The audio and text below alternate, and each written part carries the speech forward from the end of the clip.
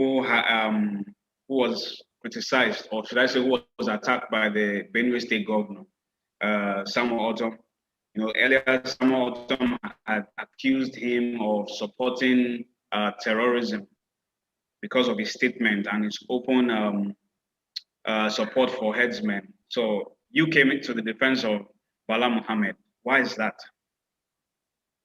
Well, first of all, before I answer that question directly, let me just say this. I have immense respect for Governor Ortom. I know what he's been going through, what the people of Benue State have been going through. And I, over the last 5 years, have been probably the most outspoken person as regards the plight of the people of Benue State, including Governor Ortom himself in his state.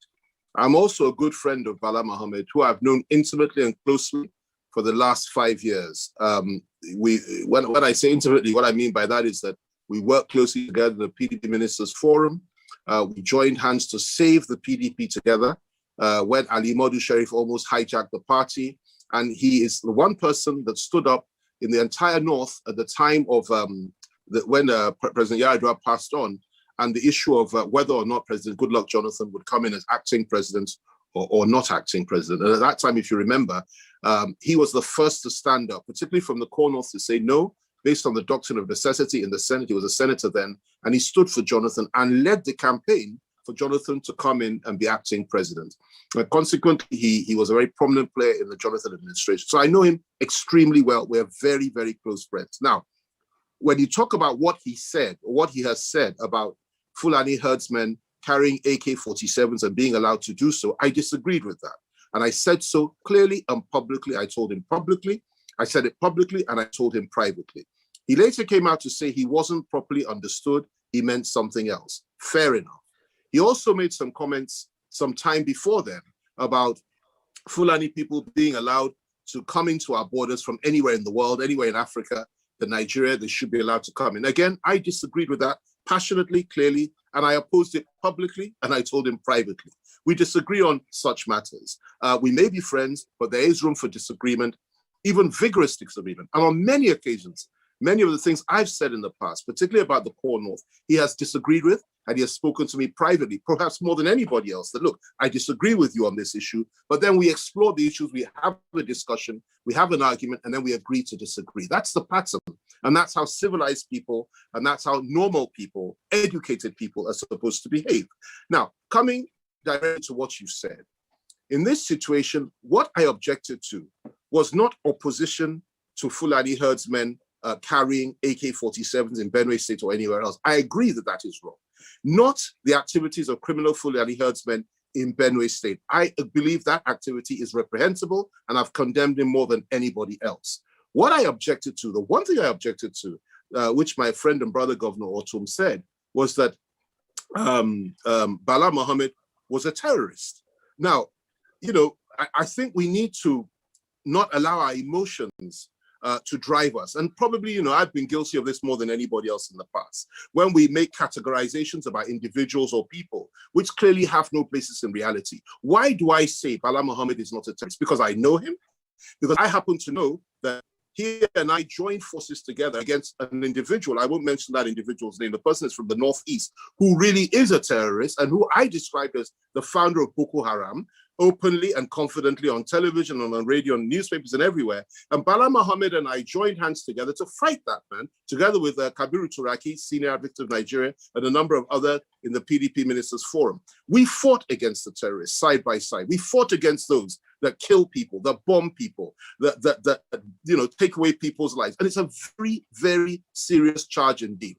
Mohammed, in my view, got it wrong concerning Fulani herdsmen carrying AK-47s. I said so. He also got it wrong in some of the other things he has said. And I went as far as to say, if you take his argument that, you know, that Fulani herdsmen should be able to carry AK-47s, I went as far as to say, then farmers and the rest of us, every person in this country, including the indigenous populations, should also be allowed to carry AK-47s. Let's all have one in our pocket and walk around to defend ourselves. Now, that would have been the answer to that. And I put that answer to him because what he said was wrong. But to describe him as a terrorist is wrong. It's unacceptable. And I think that, you know, once we go down that avenue, we begin to describe each other as what we are not. then I think it's a dangerous path to tread. I'll also add this. There are some governors in this country, I will not mention their names, 2 or 3, that clearly are sponsors of terrorism, clearly have supported terror, and clearly delight and have pleasure in watching people in their respective states killing people within the indigenous population, particularly, and I have to say this, the Christian population. There are some that take pleasure in that. There are also some people in this country in the corner who are governors who have suffered more than anybody else in the hands of these foreign Fulani herdsmen who have come in as bandits and terrorists, killing their people. And the governors have sat there helplessly, not being able to do anything. I can cite an example of that. It's somebody like the governor of Zamfara State, who brought down that activity by 80% in his state. Before he came in, 300 people were being killed every day in his state by these bandits and terrorists. Now, he is somebody that has fought against terrorism. And I'm proud and happy to say that.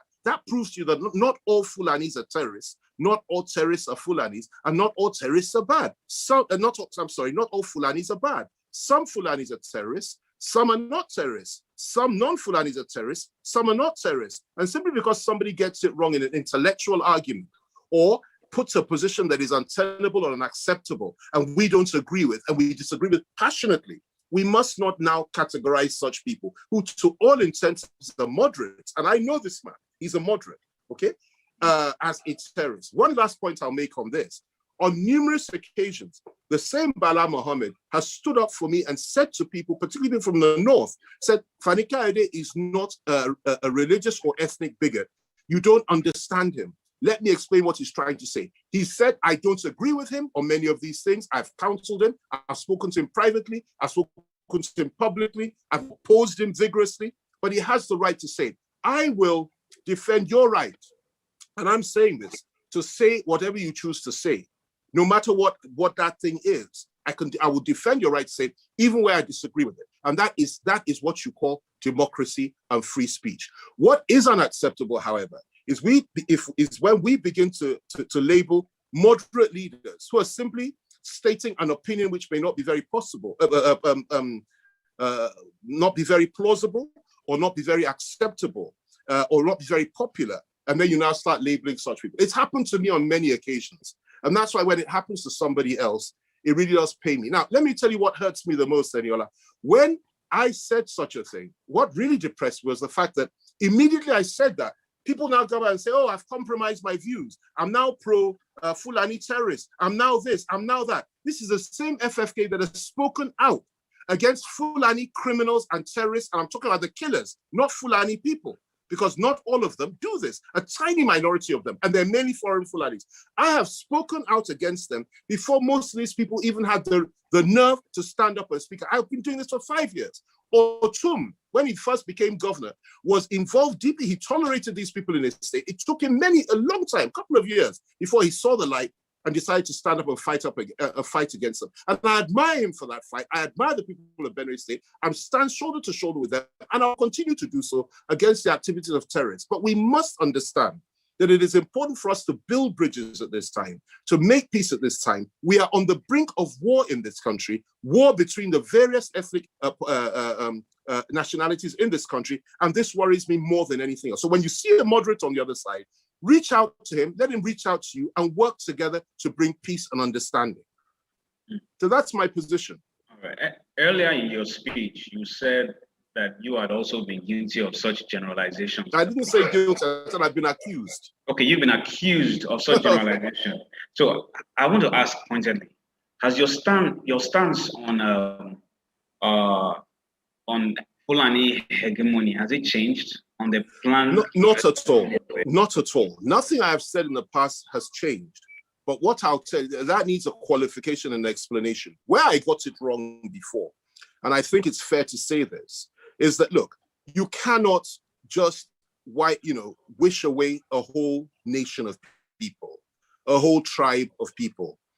It's fair enough for me to say, and this is what I've said consistently, right, that I have no apology for saying I will have nothing to do with a hegemonist. A hegemonist is somebody that believes he must dominate me. I will not change that. I have no apology for saying I'll have nothing to do, and I have contempt for a supremacist, somebody that actually believes he was born to rule and I was born to be ruled. I have no apology for saying that. And I've written against such people more than anybody else in this country consistently for years. I will never change that position. I have no apology for saying I'm against those that are against my religious faith or against the church or against Christians, and that either kill them or demonize them or wish to put them, place them as second-class citizens and subjugate them. I have no apology for that. And anybody that believes in any of those things is not and cannot be my friend. However, it is important to emphasize that not every Fulani person shares that view. Not every Fulani person is a hegemonist. Not every Fulani person is a murderer. Not every Fulani person is a supremacist.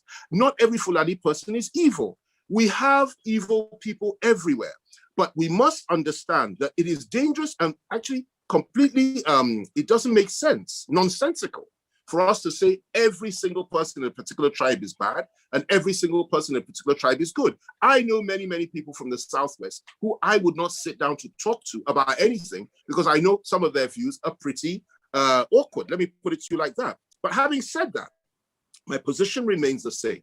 I have dedicated my life to fighting against hegemony, religious intolerance, religious bigotry, and those that seek to enslave my people and those that seek to subjugate them.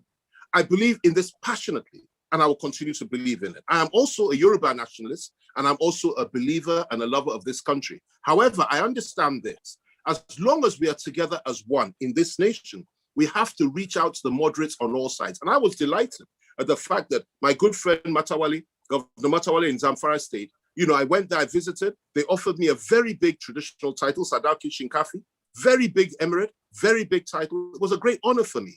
And it didn't mean that my views had changed. What it meant was that I was now identifying with moderates in the North who believe that we must be fair to one another, Northerner, Southerner, Christian, Muslim, wherever you come from, whatever state, whatever ethnic group you belong to, we must be fair to one another. And people like him are the ones that I believe can make Nigeria move forward. And there are people like me in my part of the country who also believe that in reaching out, we can have some level of equity and decency and unity. But outside of that, if people like him do not hold sway in the North, or people like me do not hold sway in the South, then there's no hope for this country. And this country will fall apart.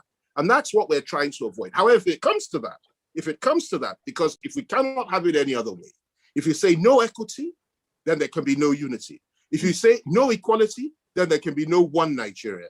If you say that we're not all equal before God as citizens, as children of God, then forget this country. We shall leave it and we shall break it and we shall go our separate ways. But God forbid it should come to that. Let's try and see how we can work it, restructure the country, reach out to moderates and work together. Sorry about that. Do you still believe that President Buhari is a Fulani supremacist?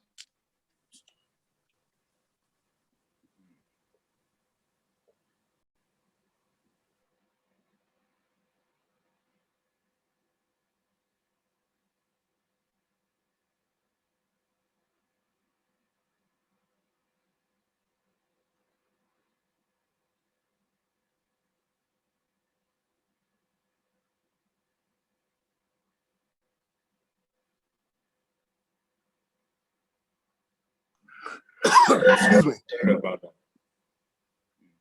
Do you still believe that President Buhari is a Fulani supremacist? Is President Buhari what? Sorry? Supremacist, a Fulani supremacist. Sorry, I was a bit of a cough. Sorry, is he a Fulani supremacist? Yes. Well, I'm reluctant to categorize the president one way or the other. I will judge him by his actions, and I will judge him by his record in office. And I'll also say this, up until very recently, I was deeply concerned about so many things that are going on in this country, and I still am. But I'm prepared to say this. Let us see what will happen. I've been given, certain assurances that policy would change, things would get better, and that we'll be able to have a meeting point where those on all sides can sit down at the table and say, okay, look, let's look at what is giving you concern, and let's try and bring peace and unity to the nation.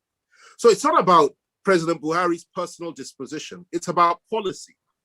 And if the policies change, and if we can come together and build bridges and be one, then fair enough. Perhaps things can change. But if it continues the way it's going, and you have a situation whereby Fulani terrorists and elements of ISWA, elements of Boko Haram, elements of the various armies, militias that are all over the country, and particularly the ones from Fulani extraction, foreign Fulanis, I might add, planted in various parts of the southwest, southeast, and south and in the middle belt, and they are tolerated and they are accepted and they are empowered and they're armed and they're defended and protected by elements of the federal government, particularly the security forces, then we have a major problem. We have a major problem. And the buck stops with the president. I'm hoping and praying that based on this new enunciation of policy, which I happen to be aware of, that may well come to fruition quite soon, where people of like minds are reaching out across party lines, across regional lines, across religious lines, dynamic people, both in the APC and the PDP, are coming together and saying, listen, let's try and keep this country, one, by reaching out and allaying people's fears. And it's interesting that in the Southwest, for example, the people that are, it's a primarily APC zone. I think it's about five states are APC, one state is PDP. Yet they've all come together to form Aboteco because in order to take care of the local problems there, the security issues there, because the whole place is plagued by these criminal terrorists in our forests. They've all come together across party lines and said, listen, we will enunciate our own policy and we'll fight the terrorists as best as we can. And the federal government supported that initiative and has been helping them in that respect. So, I don't believe that anybody that's a true terrorist would allow such a thing to happen. But let's wait and see how things unfold. But what's important is not what I think of President Buhari or what you think of President Buhari. What's important is policy. What's important is reaching out. Now, let me tell you why that's important. Those behind us, that is the younger generation of Nigerians, particularly I can speak for the Southwest, because I've just left there. I was in Ibadan. I met with a lot of people, and they're not even politicians. They're even suspicious of politicians. They are not talking about restructuring anymore. They are talking about breaking this enemies now. They don't trust us because they say, look, we've gone with you for so long. We've believed in you for so long. Nothing has changed. Right now, the problem is that our people are being slaughtered in the forests. And, we have, to all intents and purposes, what is a foreign army in our forests, killing our people, and the government has not protected us. Therefore, we've had enough and we want to go. And what then happens is the resentment against criminal killer Fulani herdsmen begins to spill over into resentment against the local Hausa Fulani population, who have done absolutely nothing wrong, who have been living in the Southwest for generations, and who now become targets of attacks simply because of what the herdsmen are doing to our people in the forest. And that I think is where we are now. It's a very dangerous dimension. And this is really not the time for us to allow our emotions to becloud our judgment. We've got to be able to make these distinctions, a distinction between a killer and a murderer and a terrorist, and somebody that's just in your area that is living their life and has been there for generations. We must not target people simply because of where they come from or what their religious faith is. Chief Fani-Kayode, is it, some will argue that you're taking a more moderate stance now since you...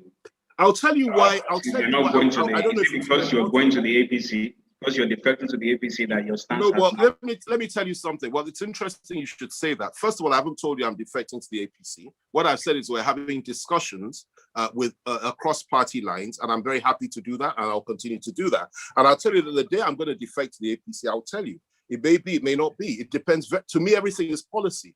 And I'll also tell you this, that, like I wrote in my article, titled this line, the line that cannot be caged. It's widely available on the internet. That nobody, I didn't tell anybody I was gonna live my whole life in the PDP if things were not going right.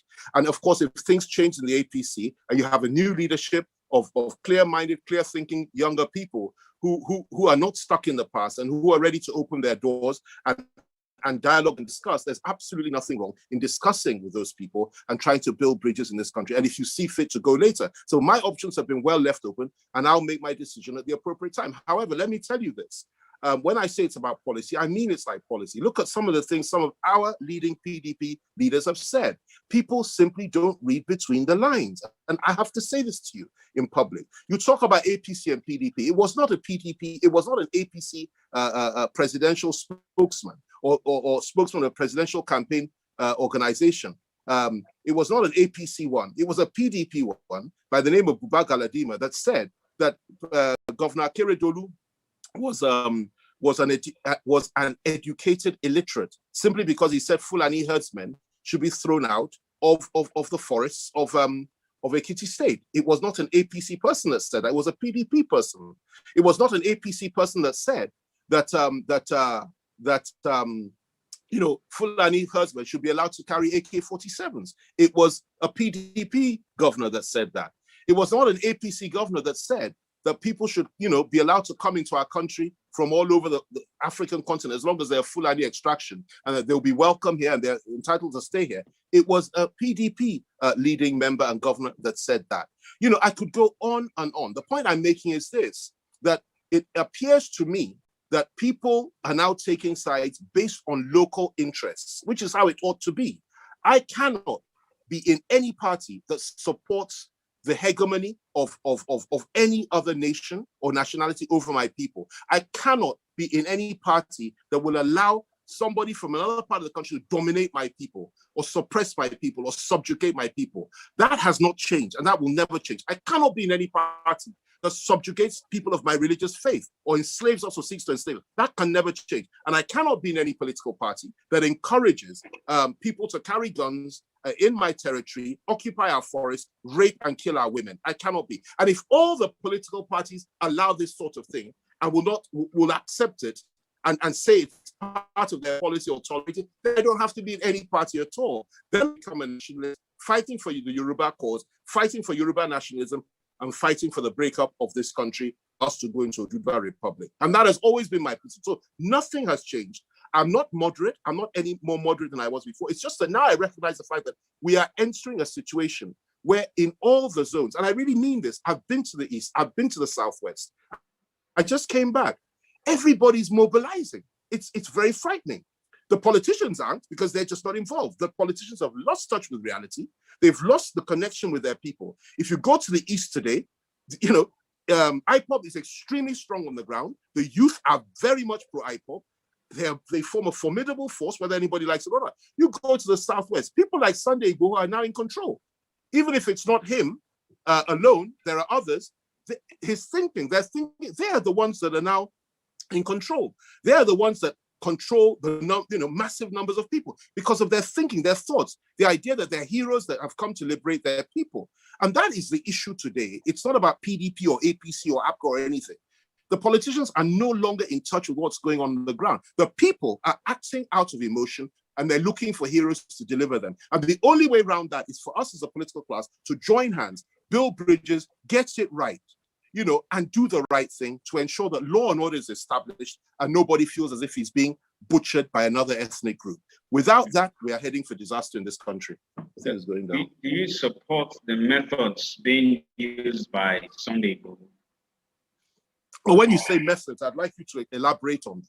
All right. Because I don't quite know what you mean by methods. Giving quick notices to. Do you mind can you just give me 1 second? Let me just alter my chair properly, please. All right. Can you put this off for a second?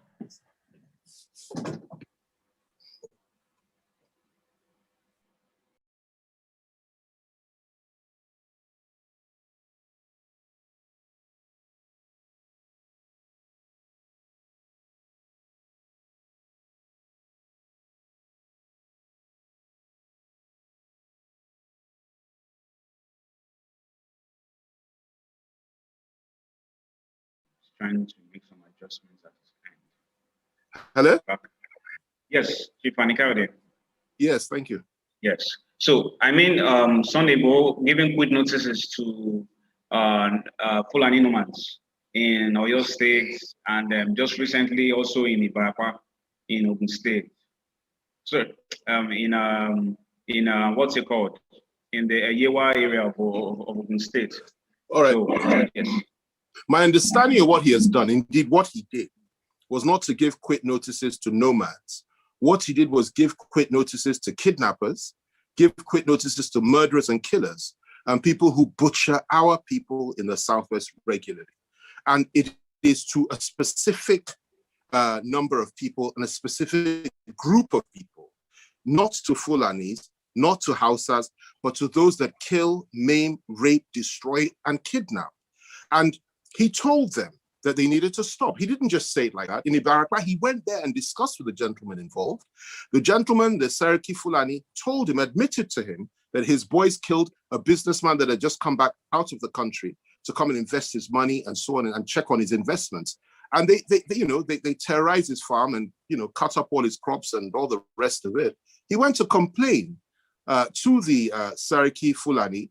And when he got there, the man was butchered like a goat and tied up and cut to pieces and chopped to pieces. And Sunday went there, confronted the man. The man admitted this and said, well, it had happened, but he will warn the boys. He had warned the boys. He said, listen, this has to stop. You either leave the area or you produce those that did it. And I give you 7 days. Not because he was going to come and kill him or attack him. This is my understanding, but because he couldn't guarantee safety because the local population were now up in arms. Now, it wasn't just the businessman. Lots of people had been killed in that area in that way. Even traditional rulers had been butchered. The place was unsafe. And this was a failure of the federal government, not state government, because I know the governor personally. He's working extremely hard with the resources that he has and the authority that he has over the police and over the security agencies. He's doing his very best. But it's a failing of the federal government. And where there's a vacuum, something and somebody comes in. This man gave notice to those that had committed terrible crimes and had been committing terrible crimes over a number of years to leave the area. And the local people needed a hero, and it worked. He went back there 7 days later, and they had all gone. And the people were elated, as they are all over Yoruba land. And make no mistake, Igboho speaks the mind of 99% of Yoruba people, 99%. Take it or leave it from me. Many will not say this publicly, but he does. But what I won't accept, and I know this is not his position, is that he should target Hausa Fulani people in the Southwest who have done nothing wrong. It's not a question of targeting people from another part of the country. I would never be part of that. And neither is it a question of giving non-Yoruba people or Hausa Fulani people, or indeed just Fulani people, notice to leave the Southwest. I would never, ever, ever endorse such a thing, simply because people are entitled to live in any part of this country. However, he's perfectly within his rights, and he's done the right and proper thing, has 100% support to tell killers, murderers, terrorists, and those that have occupied our forests, rape our women, slaughter our children, rape and kill our traditional rulers, and torment our people to leave.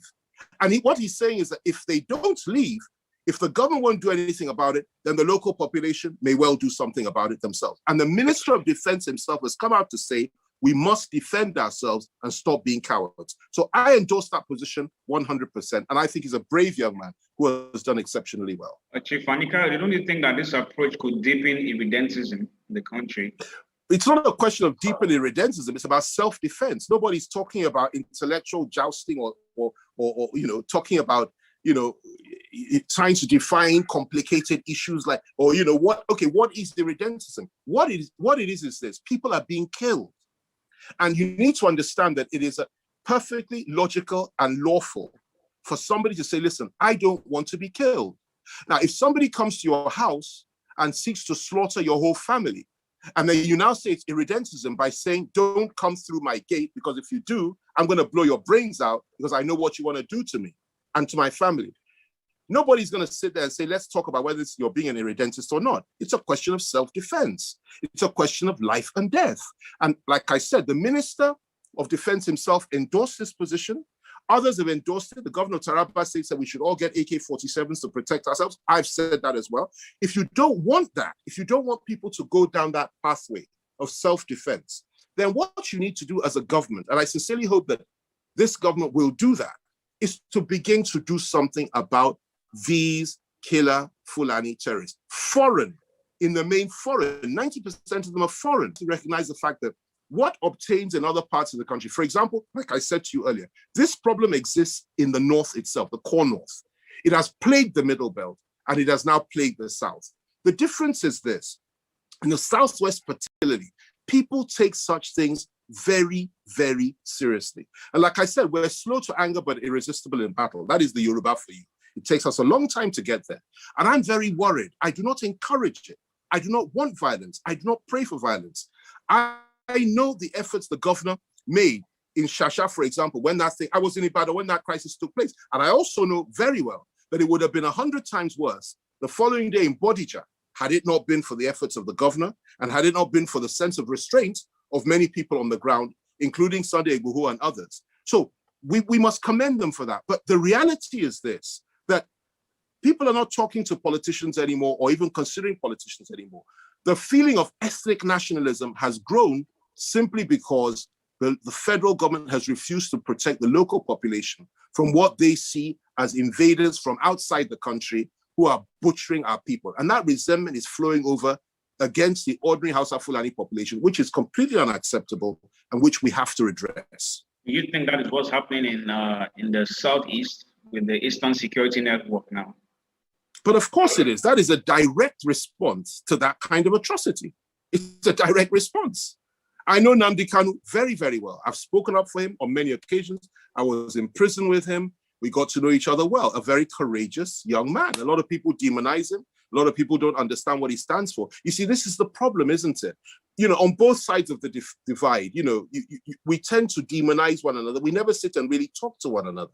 And I think it's important that we begin to talk to one another. Dialogue is the way forward. You may not like what he says, but the reality is that if there's an election in the eastern part of the country tomorrow, that not one person is in a position to defeat that man if there's an election in the eastern region tomorrow, and nobody can defeat Nnamdi Kanu. That is a fact. I'm very close to the people of the East. I love the people of the East, particularly the governors and the people. I'm very close to some of them, and I have nothing but respect for them. And I'm always trying to build bridges between the governors and Nnamdi and other people.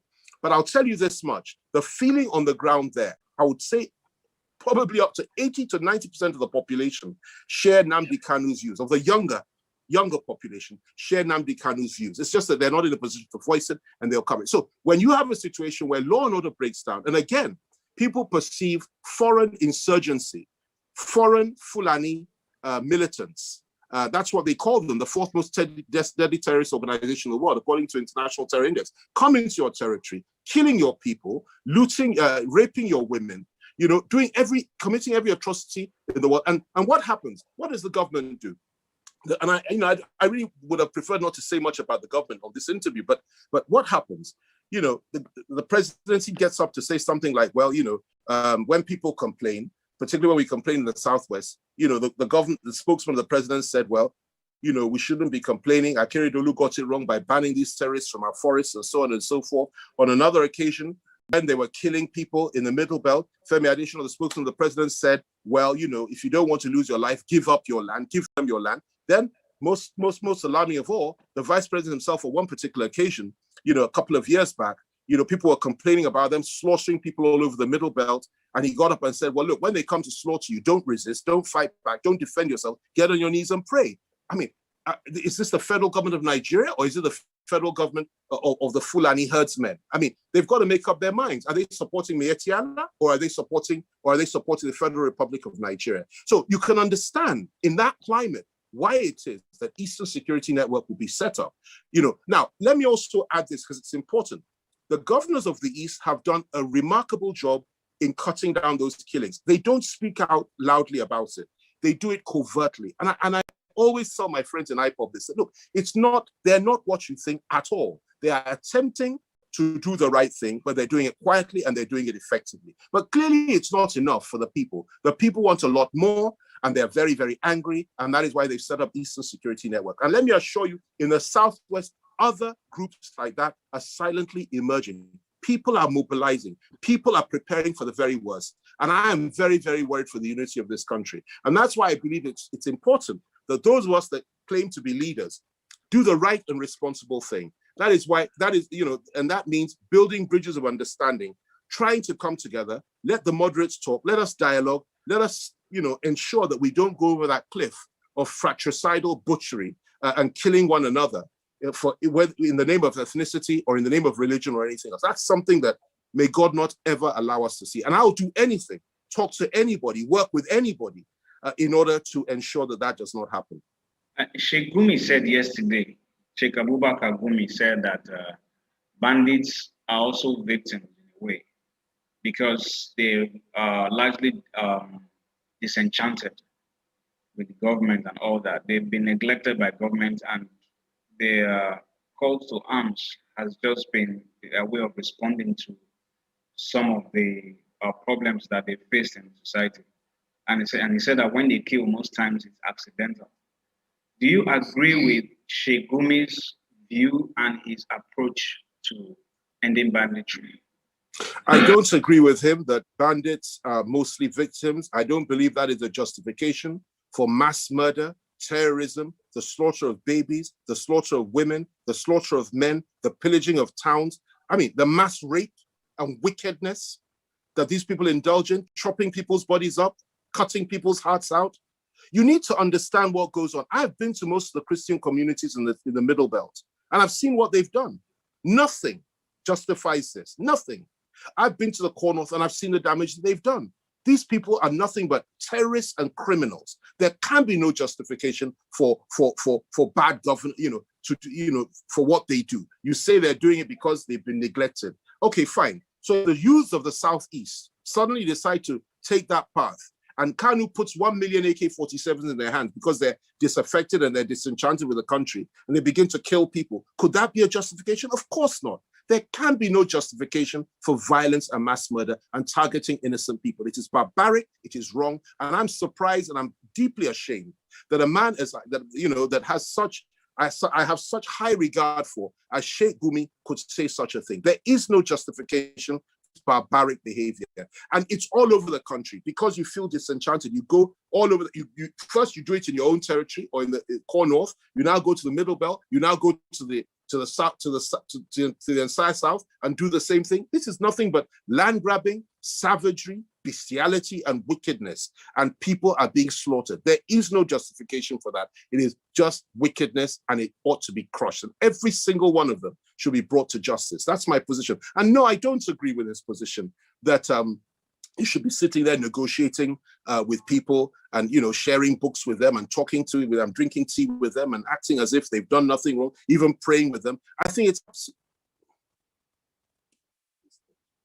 I hope I didn't say too much. I hope they didn't. God, this is a hot interview.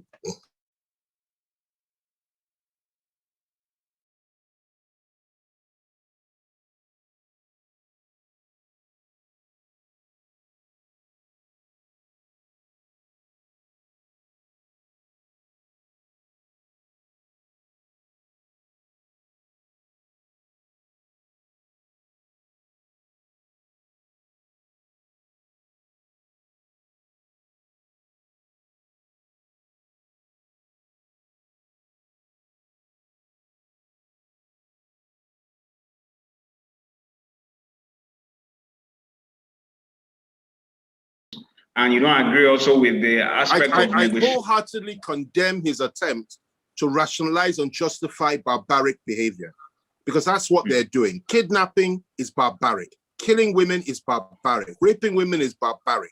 Occupying territories and tormenting our nation, Nigeria, especially when you're a foreigner, you're not part of us. You come through our borders and kill our people.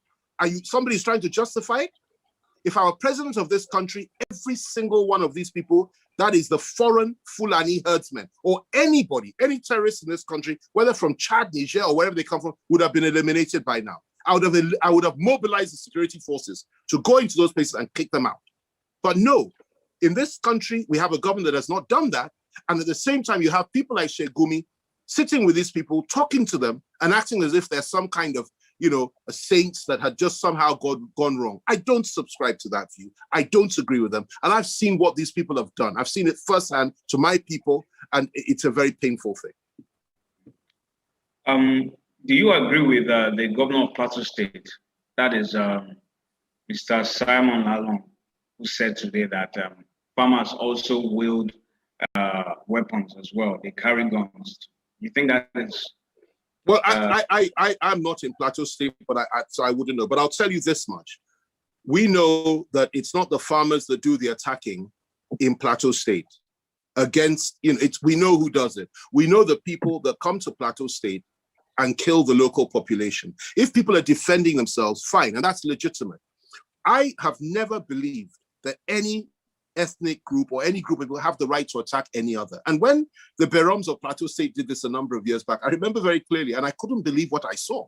that some Muslims are praying in a mosque and they attacked them, they killed them, and they actually, you know, cooked their flesh and ate it. And I saw, it was El Rufai that showed me this video. This was a number of years. I couldn't believe it. And I condemned it. I told him such a thing could never have happened. He said, I'll show you. And he proved it to me. I condemned that. So I condemn it when, whether if you're a Christian or you're a non-Fulani, you attack Fulanis and Muslims, you do that kind of thing, it's barbaric. And the other way around, I condemn that one too. This kind of thing has to stop. And so when Lalong says that, I have no evidence to, you know, to back that up. All I know is that the people of Plateau State, the local population, have suffered immensely over the years, and they have been treated in a terrible way, and they have suffered, and they have been killed, and they have been raped, and they have think that, you know, their land has been destroyed. In some communities in Plateau State, the foreign, you know, these foreign herdsmen come in there, and they terrorize, they kill everybody in the community. They now take over the land and they rename the land. They rename it and give it a name that is not their name. That is another name entirely, which is unbelievable. I remember telling President Obasanjo this. I was with Governor Jang, and he couldn't believe it either. This is what is happening. So what's going on here is this, that across the board, there has been terrorism. Across the board, there's been wickedness. And not all men are evil, for goodness sake. There are good men everywhere as well, in all the tribes. It is left for us to join forces with those that are decent and good and say, listen, what is bad is bad. Let us fight it together. And I think it's incumbent upon people, particularly people in the north, particularly the Hausa Fulani population in the north, that is the moderate ones amongst them, the decent ones amongst them, and there are millions of them, to stand up more and condemn this sort of thing, for us to join hands with them. Let them make us feel that they care. They care for their own people and they care for us. And we also care for them. Once that is done, we can make progress. But I reiterate, without that happening soon, we are heading for the rocks. And I pray to God we don't go over the cliff in this country, and this country doesn't break up as a consequence of lack of law and order and the activities of these terrorists. In recent times, I mean, seems you traversed the length and breadth of this country. You were in the east 2 days ago. In Southwest, you're back to Abuja, you went to the North, you've been meeting several people, including the controversial figures like Sunday Igboho. You've met good man. If you're going to meet Shegumi soon, probably. I'll be delighted. Okay, so one might think to meet him. Wow. One might think, are you planning on running for office, or what is the end game exactly? No, what I'm doing is I'm not planning to run for office at all. Not now, anyway. Maybe later. What I'm doing is that I'm doing my bit to ensure that we build bridges and we understand one another, and it's working incredibly well. You know, most of the decisions that are made behind closed doors. 90% of what is said behind closed doors we don't say outside to the public, and for me, I don't go to these places for a holiday. I go to work and to make my contribution and exchange ideas, and with people that are extremely intelligent and are very, very important. And it's an honor for me to be able to do that. And that's the little I can do for this country. It's not good enough to sit in my house or in my office and begin to cast stones at everybody and say, this one is bad. Look, we need to prefer solutions to the problem. That is to build bridges of understanding. Now, it doesn't matter what your views are. Even if you're a nationalist, you say you want Oduduwa Republic, or if you want Nigeria to be one, or whatever your views are, okay? It doesn't matter. It is better for us to talk and understand that at the end of the day, what holds us together is our common humanity as people, and we must build those bridges. If we fail to build those bridges, at least we would have tried. If we fail to do so and things fall apart, nobody will say we never tried. But building bridges does not mean that you do not have the courage of your convictions. It does not mean you give up on your principles, or you prostitute your principles, or you compromise in any way. It means you speak behind closed doors from a position of strength, understanding, and wisdom, and you try to understand what the pain is of the other side as well, because we all have pain. Even the Fulanis are going through pain right now. That is the honest truth. All of us are. And there's a lot of resentment in the land. So we've got to get rid of that. And the only way you can do that is by dialogue and moving around. If I may just add something on Sheikh Gumi, because this is something that touched me, and I really do need to to address it. And like you asked, would I meet him? Of course, if I had the opportunity to, and we have quite a number of mutual friends, like Matawale and a number of others, I'd be delighted to, and I'll tell him precisely what I'm about to tell you, and then we'll take it from there. He was reported to have said something to the effect, and I saw the recording. I couldn't believe this when I was told by my son and some other people that this is what he said, but I now saw the recording. And the translation, and I confirmed the translation, where he said words to the effect, when he was talking to the terrorists, that it is the Christian soldiers that kill you, not the Muslim ones. The Muslims will not kill you. Now, may I go on that issue, because this is something that I was really, really, really outraged by. You see, you cannot. The military is the military. Whether you're a Muslim or whether you're a Christian soldier, it doesn't matter. The military is an institution that, as far as I'm aware, has not been tainted by this regional, ethnic, and religious divide. And the minute you go down that avenue, our country is finished. Where you sit before terrorists and killers and murderers, mainly foreign killers and murderers and terrorists, not from Nigeria, and you tell them that your problem are not the Muslim soldiers in the Nigerian military, but rather the Christian soldiers. They're the ones killing you. When you say that sort of thing to them, what are you doing? You're dividing our military, dividing our forces. You're giving them an incentive to kill more Christians and target Christian soldiers and members of the Christian community. And you're saying, look, leave the Muslims amongst us alone, target the Christians, and so on and so forth. This is unacceptable, totally and completely unacceptable. And I think that, a friend of mine, he was a former minister, and I promised her I wouldn't say too much about this, because she came up with a perspective that, well, perhaps it's a way of reaching out to them. But I don't think that's the right way. Nobody in the Nigerian military ought to feel ashamed of killing terrorists. And we should not ever say that, well, it's the Muslims, it's the Christians killing you. It's not the Muslims. And we should never say that. We should be proud of the efforts of all our soldiers. And we should admit to the fact that Muslim soldiers are as outraged about the activities of Boko Haram and the activities of the Fulani herdsmen and the activities of ISWA as any other soldier. And that's how it should be. And we are all killing the terrorists. It's as simple as that. That's how it should be. And that's what Jumi should tell. And you should tell them, rather than pamper them, you should tell them that they will continue to kill you if you do not stop this. And thank your stars that they have been quite restrained so far. It may be different tomorrow. That's what he should be telling you. As we wind down, Chief Fani-Kayode, let me ask you this question. Yes. There have been a gale of defections from the PDP. You are rumored to be leaving.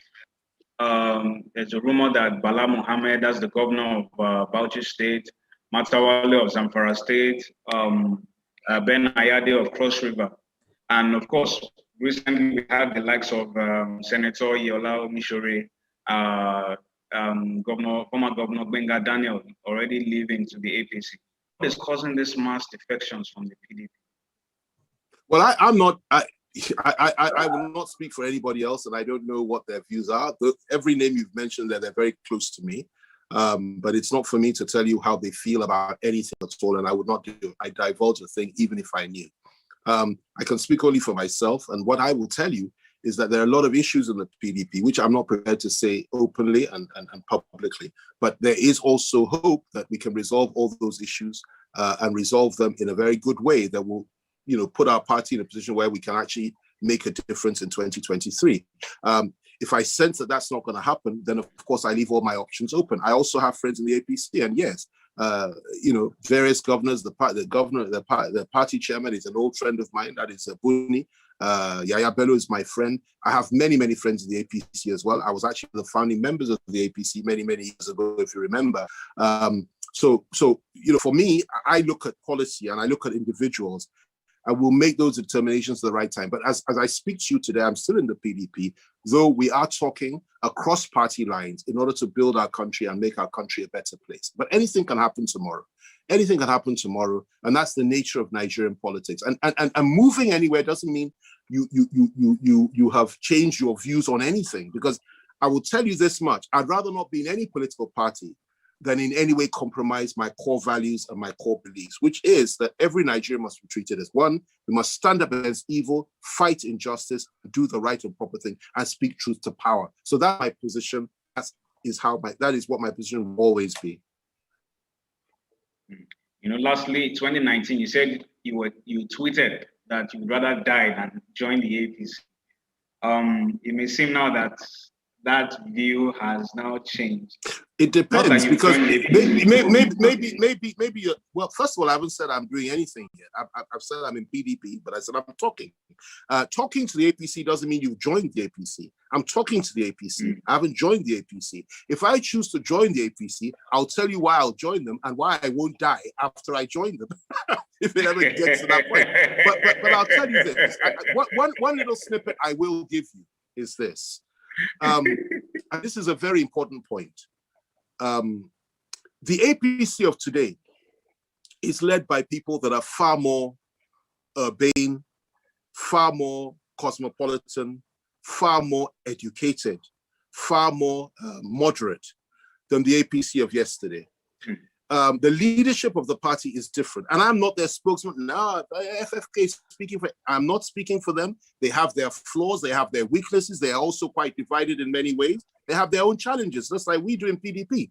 But it's a different quality of leadership now. Oshimole and has gone. The power of people like Bola Tinubu has waned down immensely, which for me is very important. And I'm not ashamed to say so. I'm not, fearful to say so.